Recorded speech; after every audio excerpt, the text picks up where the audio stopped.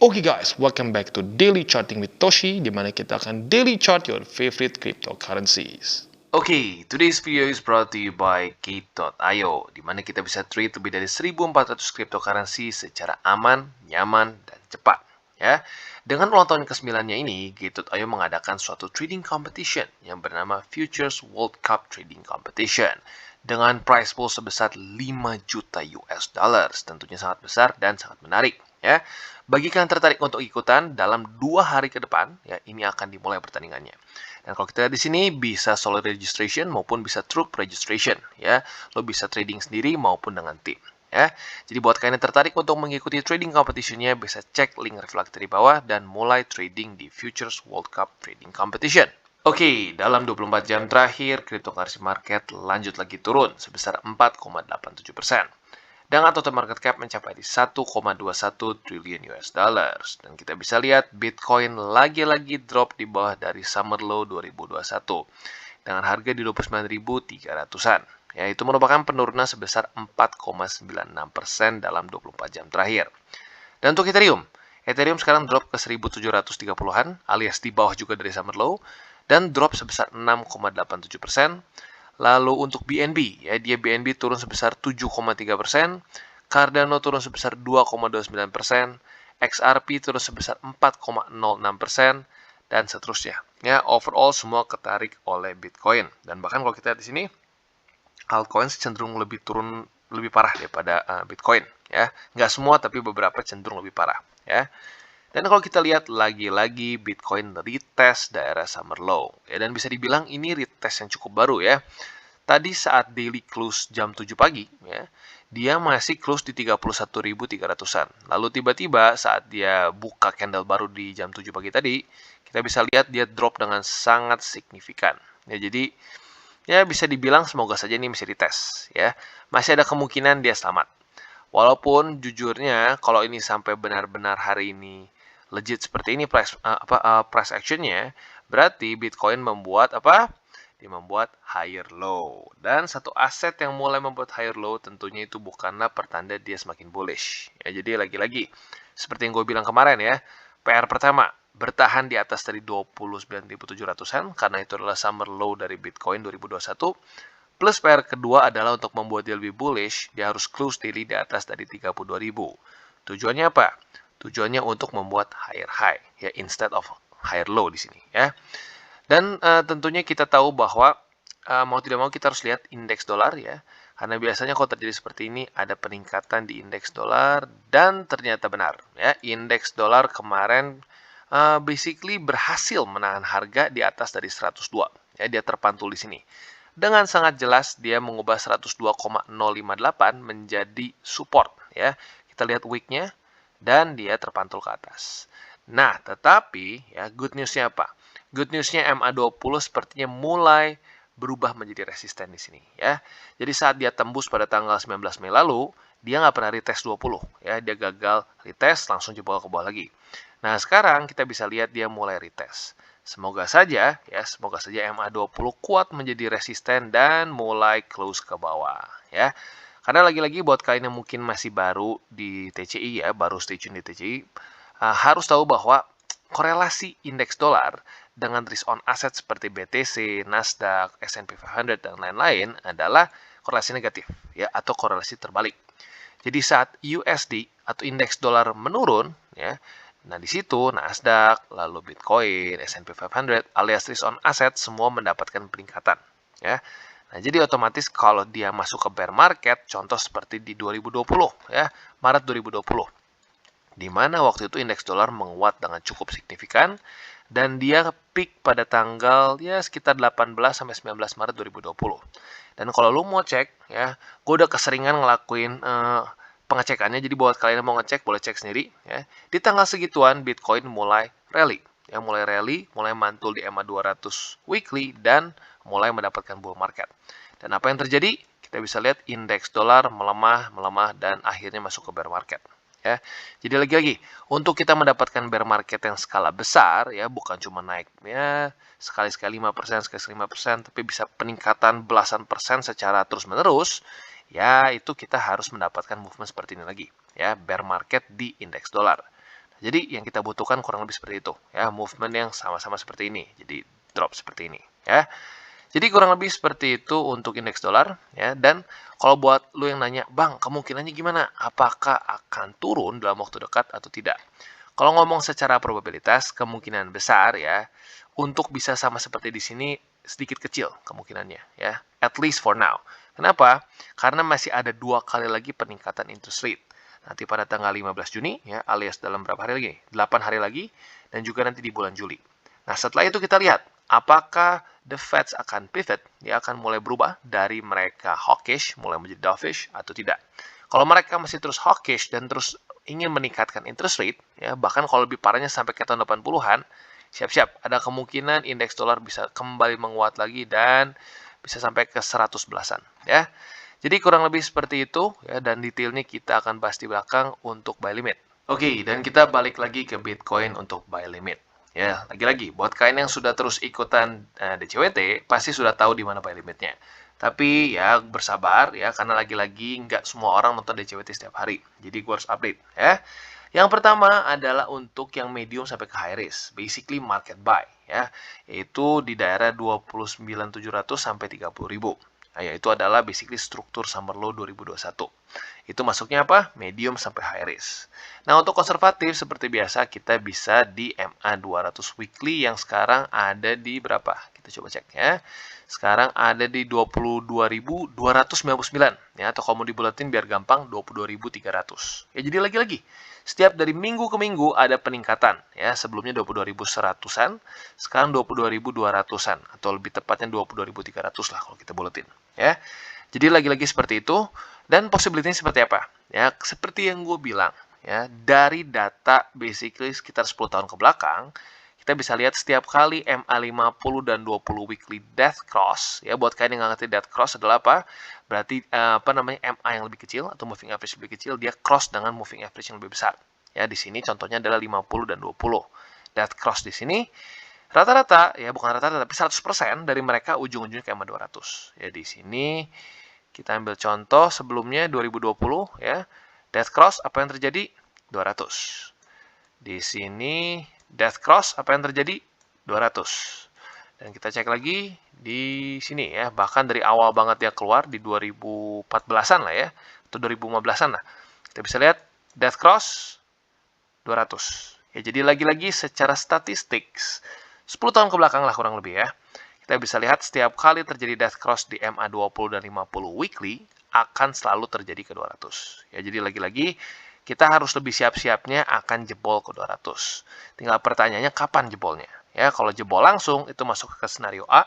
Kalau jebolnya nanti di belakang setelah dia retest 200 ya, dia retest dulu 200. Nah, itu adalah skenario B.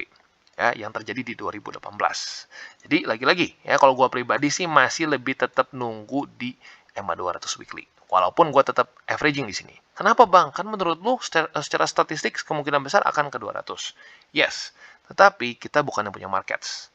Jadi memang benar selama 10 tahun ke belakang seperti itu. Tetapi market itu dinamis. Dia bisa terus berubah. Ya. Statistik sudah belasan tahun, puluhan tahun pun bisa pecah. Ya, maka dari itu, cara paling baik dan cara paling aman untuk bisa terus mendapatkan posisi adalah dengan apa? Average your price di support-support kuat. Ya. Jadi kurang lebih seperti itu, dan bagi lu yang tertarik untuk akumulasi Bitcoin dan altcoins lain, bisa cek link refraktor di bawah. Dan juga gue ingatkan sekali lagi, DCWT ini bukanlah financial advice, ya, dan bukan juga sinyal. Tujuannya adalah untuk edukasi dan membiasakan para subscriber gue untuk bisa charting. Oke, dan sekarang kita masuk ke Ethereum. Dan sayangnya, sama seperti pembahasan kita kemarin, Ethereum kembali takut terhadap MA20. Ya, buat kalian yang kemarin kelewat, ya DCWT kita sudah bahas bahwa Ethereum ada kemungkinan besar bisa reject lagi 20. Ya, kenapa? Karena dalam beberapa minggu terakhir kita bisa lihat bahwa 20 sangat ganas terhadap Ethereum. Ya, di sini sedikit breakout, langsung jebol lagi, menjadikan masuknya ke false breakout. Lalu pada tanggal berapa lagi nih ya? Terakhir tanggal 5 dan 4 Mei dipukul lagi. Lalu pada tanggal 26 April dipukul lagi, tanggal 21, 20 dipukul lagi, dan bahkan dari awal dia jebol. Ya, pada tanggal 6 April kita bisa lihat tanggal 7, 8, 9, 10 dia retest dan di reject semua, akhirnya kapitulasi ke MA50. Ya, jadi bisa dibilang dalam beberapa minggu terakhir, bahkan bulan, ya, Ethereum sangat ketar-ketir dengan EMA20. Dan sayang ini terulang di sini. Ya, jadi lagi-lagi ya, technical analysis really works, ya. Dan ya, tapi baik lagi works as a tool. Nah, yang sedikit concerning adalah pada hari ini dia sekarang di bawah dari struktur 1780. Nah, jadi tentunya andaikan sampai daily close lagi di bawah sini, kita ada resiko untuk menjadikan ini sebagai resisten, ya. Jadi ya semoga saja pada hari ini dia bisa bertahan dari 1780 karena lagi-lagi ya, daily candle baru saja terbuka jam 7 pagi tadi. Jadi masih ada kurang lebih 20 jam ke depan sampai Ethereum close daily, ya. Nah, semoga saja Ethereum bisa menemukan kekuatan ya untuk bertahan di atas di sini, ya. Dan selain dari itu juga kalau bisa jangan sampai terus terintimidasi oleh MA20 ya, walaupun jujurnya itu satu order yang cukup berat ya, karena dalam beberapa bulan terakhir MA20 sangat kejam terhadap Ethereum, ya. Jadi kurang lebih seperti itu, dan bisa dibilang buy limit dari 1780 sudah kena harusnya ya buat kalian yang sudah pasang dari kemarin. Jadi ya tinggal kita tunggu nih apakah dia bisa bertahan atau tidak. Bang, kalau tembus gimana bang? Kalau tembus, stop. Jangan dulu akumulasi, ya, jangan dulu averaging. Apalagi kalau dia seperti ini, ya. Dia retest dan gagal membuat lower low, siap-siap, ya. Hold dulu, ya, kita nggak usah tambah dulu posisi lagi. Fokus di Bitcoin di MA200 weekly, ya.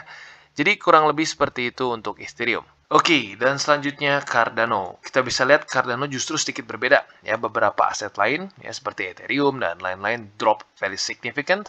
Justru Cardano malah cukup bertahan, ya. Spekulasi gue ini terjadi kenapa? Karena fasil hard fork, ya. Jadi seperti yang kita tahu, Cardano secara fundamental memang sedang ada sesuatu yang berjalan, yaitu adalah hard fork baru dia, ya. Nah, jadi mungkin itu yang menyelamatkan harga Cardano nggak terlalu drop. Tetapi intinya, ya, secara teknikalnya, good news-nya adalah Cardano masih bertahan di atas dari MA20. Ya, walaupun di sini orang bisa argue, bang, jangan-jangan ini daerah supply. Mungkin, ya, mungkin. Tetapi sampai sekarang minimal dia nggak tembus 20, ya. Jadi untuk sekarang buy limit Cardano masih sama, ya, di MA20 untuk yang agresif, ya, di daerah 53 sen.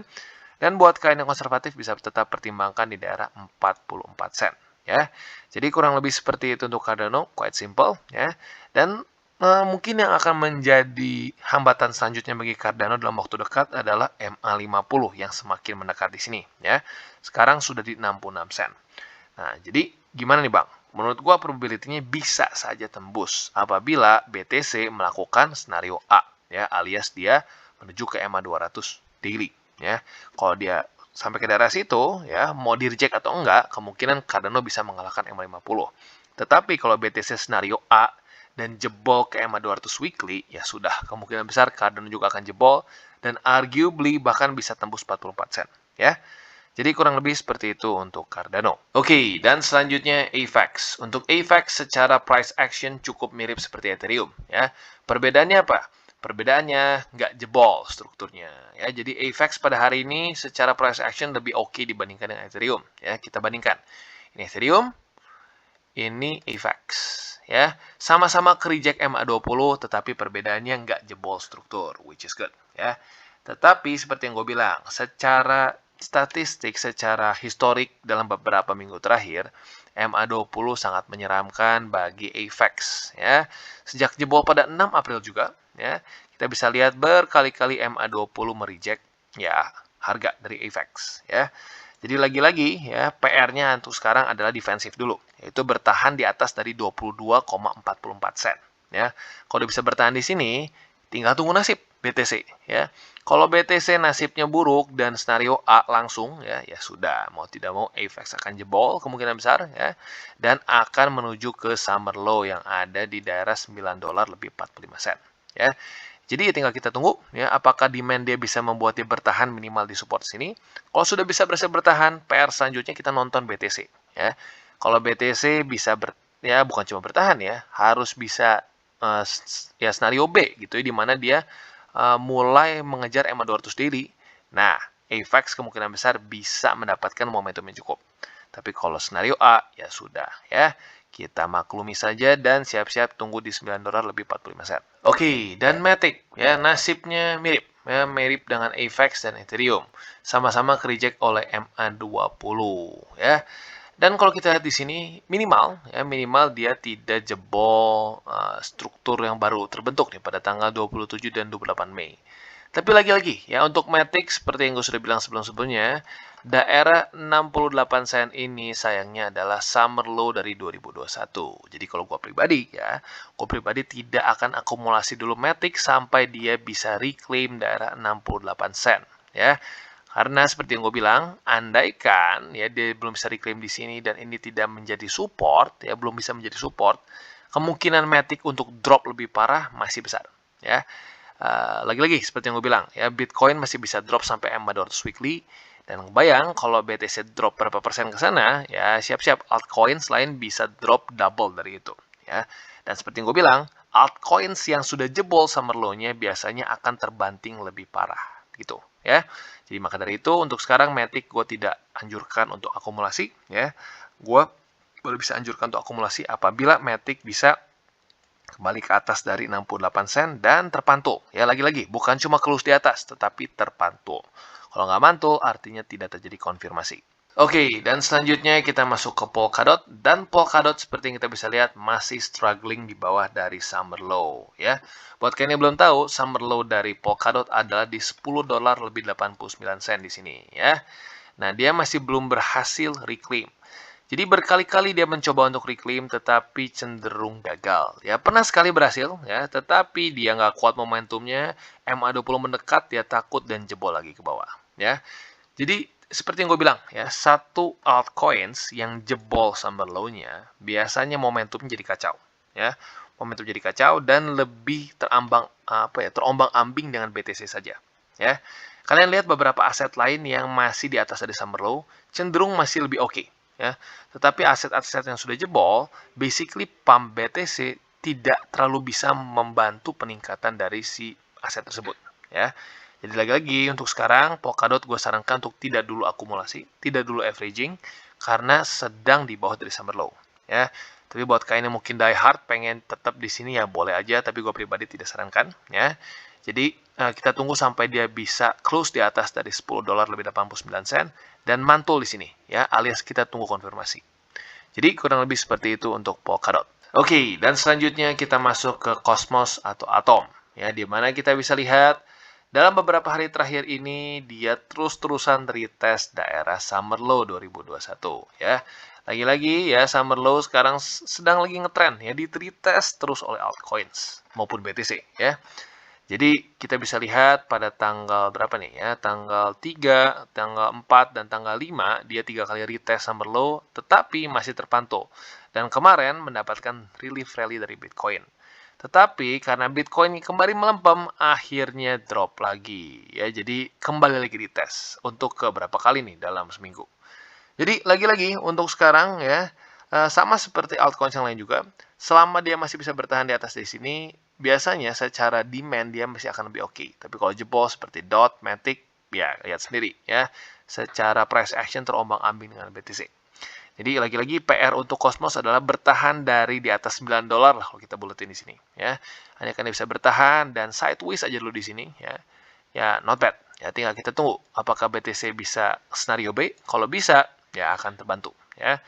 Jadi kurang lebih seperti itu. Kalau terjadi seperti Polkadot dan Matic, gue sarankan untuk stop dulu averaging ya. Jadi kurang lebih seperti itu untuk Cosmos. Oke guys, jadi itu adalah akhir dari segmen DCWT kita pada hari ini. Dan jangan lupa bagi kalian yang merasakan manfaat dari segmen ini, jangan lupa untuk share ke teman-teman kalian. Dan apabila lu pengen mensupport channel kita, ya TCI, jangan lupa untuk menggunakan link referral kita di bawah. Nggak wajib ya, tetapi apabila lu menggunakan link referral kita di bawah, ada macam-macam ya, dari Bybit, Huobi, Maxi, toko kripto, dan banyak lagi ya. Ya, walaupun nggak wajib, tapi kalau menggunakan link referral kita, lu secara langsung membantu perkembangan dari TCI. Dan satu lagi, jangan lupa juga untuk join Telegram group kita, di mana kita bisa ngobrol-ngobrol santai mengenai dunia cryptocurrency secara dua arah. So, jangan lupa untuk like, subscribe, klik the bell icon, and see you on the next video.